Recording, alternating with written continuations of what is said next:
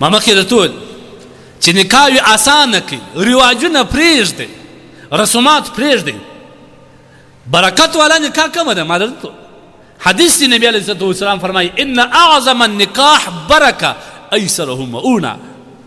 در ټولو زیات برکت والا نکاح چې کوم ده هغه نکاح ده چې د مؤونت او د خرچجاتو د رسوماتو د رواجو په اعتبار باندې کم وي یا بالکل د هغه څخه خالي وي. تاسو وګورئ نکاح یې وي. نن زموږ په نکاح کې خاص کر هغه وخت چې موږ واده کور ته راوړو د خپل بچي ناوې راوړو کور ته، څومره د اسلام خلاف او د شریعت خلاف رواجونه موږ کوو. نو ولې به موږ ته رواجونه د رواجو په وجه د رسومات په وجه اسلامي احکامات نه سختېږي؟ ګوري اول وارې څو مټران د چا څه په قرضو په پورو په کرایو باندې بیا څونه انسانان روان، مچیشتې په ورا باندې روان، بیا هلته څومره رواجونه دي. تاسو خو لږ خپل اسلام مطالعه کړئ، سیرت مطالعه کړئ.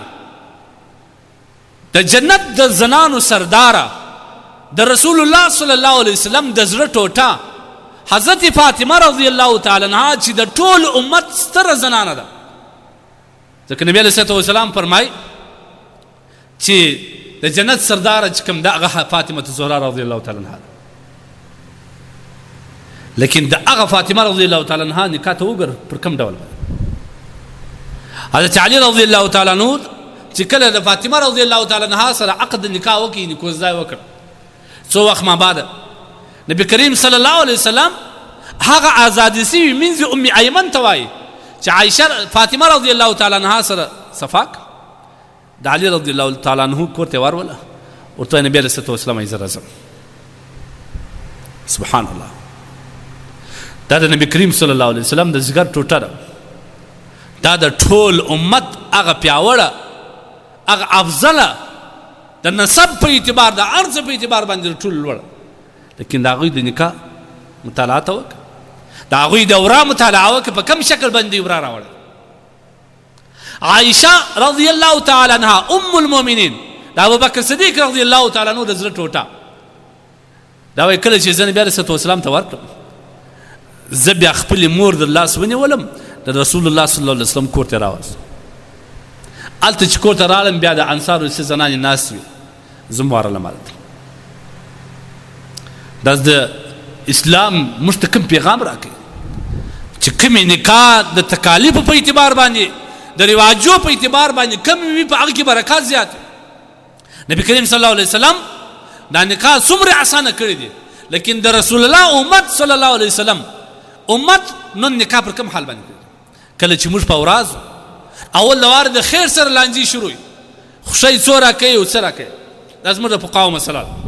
که چیرې د انجلۍ پلار په خوښه او په رضا باندې دغه راغلو مېلمنو ته ډوډۍ ورکړي، خو فبها که په زورو یا د رواج په خاطر یا د شرم په خاطر ورکړي، دا خوړلې ډوډۍ د ټولو لپاره نه شو. دا مسله ته وکړه.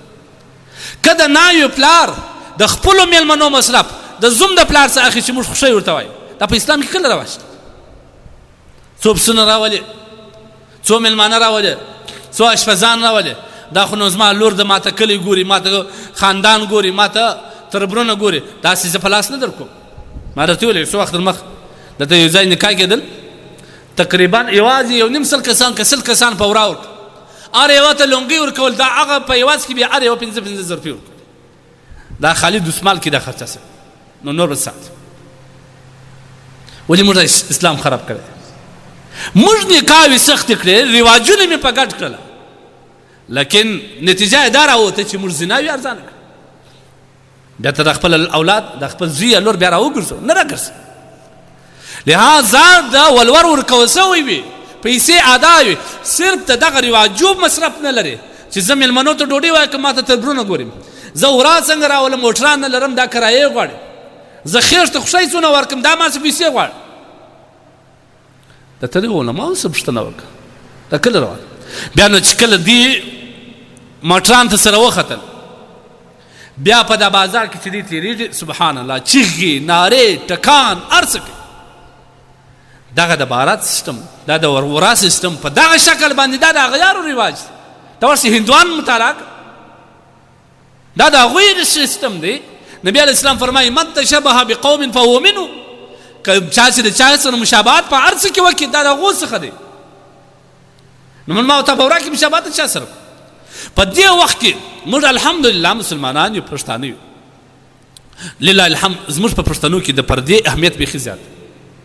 لیکن کله چې د خوشحالۍ ورځ راغله زموږ زنانې ځانونه هم جوړ کړي، بیا په لڅ موټر کې ناست یا په مازدا کې یا په ډاکسن کې یا په دې کې مخان یې هم لس کړي، درې هم په لاس کې، دا ټول عالم ته ځان ښکاره کوي چې زه دغه یم. دا اسلام تا ته اجازه درکوي؟ تا ته اسلام اجازه درکوي؟ آیا ستا مسلماني ستا پښتنیت یوازې په نورو ځایو کې دی، په واده کې بیا هغه شی نشته؟ ستا د لور مخ، ستا د لور لاس، ستا د لور اواز په عام بازار کې چغې و نارې وي او د خلک ورته ګوري. ما څه په دې ګیله مه کوئ. زه اصل خبره درته کوم چې موږ باید نکاح یې اسانه کړو. قسم په خدا کې مې د هېچا توهین مقصد مې دا دی چې نکاح اسانه کړي، ولورو نقشت کړي، دا د ورا سیستمونه دا ختم کړي. ګورې نبي علیه السلام فرمایي قرآن کې آیات هم دی که چا یو انسان ناحقه ووژي فکأنما قتل الناس جمیعا، لکه ټول انسانیت. زموږ په دا وادو کې څومره پیرنګونه، څومره ټکانې، دا ټکان زی د یو زنانې په سر کې مشت، دا زی د یو ماشوم په سر کې مشت، دا زی د یو بابا په سر کې مشت، دا د یو ځوان په سر کې مشت. زموږ په دا معاشره کې یو زنانه ډوډۍ پخول دغه د ورا ټکان هغه دې په املا کې مشته. اوس د بچانو خاوند او اته بچا مبسي دي، د پښو د خوا بالکل فلج ختم شو. اوس کیږي دا کمال ته تاورس د دې جواب د قیامت ورسه ورکړي کې منور کړه. ته دومره په خوشحالۍ کې د اسلام در حد وته چې خلک وژني، دا ته اجازه چا درکړه چې ټکان کوي خلک وژني؟ ولې ستا خوشحالي ده؟ تا ته به سړی غږ نه کوي، ستا په کور کې خوشحالي راغلې ده، ته انسانان وژنه، ته انسانان په موټرانو وه، ته ښځې بې عزته کوه، بس تا ته به هېڅوک څه نه وایي. که وویل بیا پر هغه علماو چې بیا د شا د خوا کمنټونه مشر وایي. موږ په دې باندې باک هم نه کوو. کومه خبره چې موږ د چا لپاره کوو هغه الله سبحانه وتعالی د زموږ سره راضي سي. د بندګانو باک نه لرو، د بندګانو دپاره که چېرې موږ دې خیال ساتو بیا به په دین کې لاسوهنه ورته کوو چې حاجي صاحب دا ستا دپاره روا دی، د ده دپاره نه روا. لکه د یهودو علما دا رواج دا عادت د یهودو علماو درلود چې د خلکو دپاره بې دین اړوي، د خلکو دپاره بې مذهب اړوي، د تورات آیاتونه بیا ورته اړول. لیکن الحمدلله موږ داسې نشو کولی. حق ته به حق وایو، حق ته به حق وایو. که اسلام موږ ومنو، نکاح مطالعه کو، نکاح موږ ومنو، د نکاح اصول مقاصد دا شان موږ په ځان کې راولو، قسم دې مې په خدای چې دا ټول مشکلات به حل شي. بیا نو ته راسه چې کله یې کور ته راوړې بیا څه حال ډولونه درزۍ دربۍ شروع د الله بنده لږ سوچ وکړه. تا ته الله بچی درکړي، هغه ځوان سو، د خلکو ځوانان بچان د موټران لاندې سي، د خلکو ځوانان بچان په وینو رنګین ورته راوړي، د خلکو بچان نه کېږي. تا ته الله بچی درکړي، ځوان یې کړي، در دغه ځای راورسوي چې ته الله سبحانه وتعالی توان او طاقت درکړي، تا کوزده ورته وکړه. برکت نه پدې شکر الحمدلله. خدای زه په دې نه ارزم، زه په دې نه ارزم. تاسو ما سره څومره غټ احسان وکړئ، زه په دې نه ارزم. بیا چې کله الله پاک جل جلاله توفیق درکړي د ده د ولور د ادا کېدو، سبحان الله، بیا ولور بیا راس الله ته مسله ورکړه، بیا شکر وکړه چې خدای دا هذا من فضلک، دا ستا فضل کرم، زه په دې نه ارزم، زه والله که په دې ارزم. بیا د هغه وروسته چې کله تا ته الله توان او توفیق درکړي چې خپل د بچي عزت او ناموس یې ښه په پرده او په صحت او په عافیت د هېچا پازله نه سوی ویني، کور ته دې راورسول، د الله حمد ادا کړه، شکر وکړه، غریبانو ته یې ګوله ډوډۍ ورکړه. نن زموږ ډوډۍ پر کمال کاډونه واستو، هغه کروړپتیانو تجارانو دا غټ غټ خلک کوچنیان دي په دا کوڅو کې دی ګرځي، داسې کسان سته چې په میاشتې د غوښو سکه په ولاکه دا ستا د دیګو بوی پر دوی باندې ځي، هغه زلخوږي دي، تا په ګیټ کې چوکیدارانو ته درولي پرېږدې نه. دغه د نکاح مقصد. په ډماران هغه غټ غټ پیډالان هغه پیسو والا دا په دعوت راغواړي، په کاډو یې راغواړي، د هغو ته د امنیت خیر علي په خیر لاسونه په ځګر ورته نیولي دي.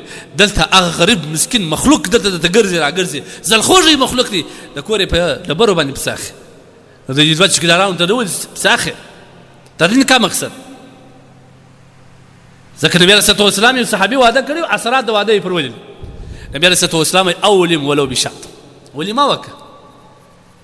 ولما وکه ولو که یبسال ولما دې ته وایي چې خپل قریبان اشنایان او غریبان ماړه دا نه معنا چې ته هغه چاته پایکشي وکړه چې راس ما دی واده دی دونه رقم فروټ پکې په دوه درې رقم غوښې پکې وي څه رقم وریجې څه رقم شان وه د پلانکي هاسټل کې په پلانکي سالون کې په پلانکي شادي حال کې موږ ودونه کړي داسې دا د افتخار د فخر دا ګناه کبیره ده لیکن په کور کې وکړه د همسایه سرای ورته ونیسه غریبانو په مسکینانو ورسره هغوی ته هم ځای ورکړه بیا به دا ستا واده مقصد اصل مقصد بیا نو چې کله د واده خوراک وسو بیا دلته ډولونه راوستلي دلته شوقیان راغلي اوازونه کړي په دې کې بیا ټکان و د الله بنده واده خو دې نه و د ځان دپاره د ګناه کبیره غټ مرکز جوړ کړي بیا په دغه ورځ باندې دلته ستا او خوا مسایګان ستا لږ سوچ وکړه نبي کریم صلی الله تعالی علیه وسلم د همسایه څونه حقوق بیان کړي وایي زه بیریږم پر دې باندې چې الله سبحانه وتعالی ما ته د همسایه په حق کې دومره حقوق بیان کړل چې زه وبېرېدم چې داسې نه دا زما سره په میراث شریک شي او مسلمان ته عزوی او تکلیف رسول حرام دی ګناه کبیره ده ستا په معاشره کې ضعیفه خلک سته سپین سري سته سپین ږیري سته مریضان سته دماغي مریضان سته نور مریضان سته غمزده خلک سته غمزپلي خلک سته د کور جنازې وتلي د کور مړي وتلي تا ډول ډمامه راوست تا شوقیان راوست هغه د بیا د بیم د خرو پر رقم غاړې کښلي اوازونه خولې اسمان ته نیولي نارې دلته ټکان هم شروع ستا څو همسایګان تا به نن بدخواب کړه ستا څو همسایګانو کې مریضانو ته تا تکلیف ورسوي ستا په همسایګانو کې داسې انسانان سته چې هغوی د ځوانانو زامنو جنازې د کور وتلي هغه چې کله ستا د زوی د واده دغه حال وویني هغه په ځای کې پرته یې خدای تبارک وتعالی ته ژاړي چې خدای زما ځوان زوی خو ولاړي دا وګوره داسې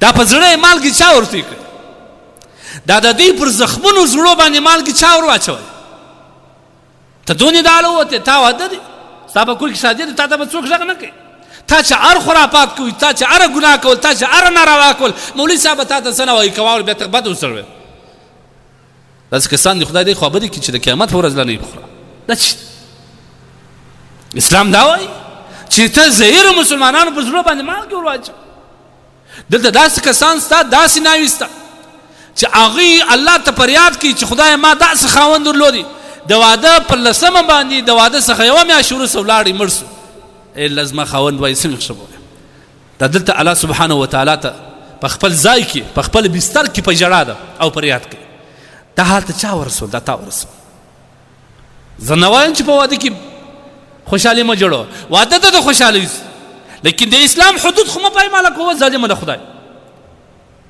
ښځې دې په خپل ځای کې کښېني یو ځای چې اوازونه نه راوځي خپل د خوشحالۍ مراسم دې وکړي نارینه دې د خپل خوشحالۍ مراسم وکړي لیکن د اسلام حدود خو مه پایماله کوه زه دا وایم چې په واده کې تاسو تلاوتونه شروع کړي که اوس خو ښه خبره ده لیکن خوشحالي ښکاره کړه خوشحالي د اسلام په حدودو کې دننه ښکاره کړه خلک مه پذیروه لہذا دا د ورا سیسټمونه کې چې زموږ کم د واده راوړلو وروسته یا په واده په ډوډۍ کې موږ د غریبانو سره کم چلت دی دا موږ تباه کوي خود به یوه میاشت بعد هغه سپین ږیري بابا چې د واده په ورځ باندې د زوی په واده کې زرینه لونګۍ تړلې او خلکو ته مبارکي اخیستل هغه نن په سرو اوښکو یوه میاشت بعد مولوي صاحب ته را روان دي چې هغه زما زوی دې په یاد چا ما واده وکړي هغه ورته وایي نو زه داسې ووایم نو تا به ولې نه وایې تا د اسلام کوم حد پر ځای کړي تا د اسلام کوم حکم پر ځای کړي نو ولې به نه وایې دا ما درته ووایي چې برکت هغه وخت راځي چې ته شریعت